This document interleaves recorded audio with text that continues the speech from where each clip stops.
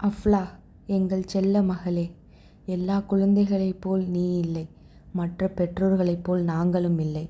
உலகம் அறியா வண்ணம் அமைதியாய் உலக சாதனை புரிந்தவளே, ஒன்றும் அறியா பச்சிளம் உன் தங்கையோடு ஓடி ஆடும் உன்னையும் சேர்த்து முதல் நாள் வண்டியில் ஏறும் பொழுது இருந்த பயம், உன் செய்கையால் ஆகியது எங்கள் பலம். ஒவ்வொரு நாளும் 300-400 மைல் பயணம். பயண நடுவே கிடைக்கும் சிற்றுண்டி, உன் தந்தையின் அலுவலக அழைப்பின் நடுவே கிடைக்கும் இடைவேளை. ஒரே நாட்டின் இத்தனை மொழியா என்ற ஆச்சரியம். ஏன் ஒவ்வொரு ஊரிலும் அதே உணவு வேறு ருசியில் என்ற சிந்தனை. இது ஒரே நாடுதானே, இங்கு பனி, அங்கு மணல், அங்கு கடல், ஏன் என்ற ஆராய்ச்சி.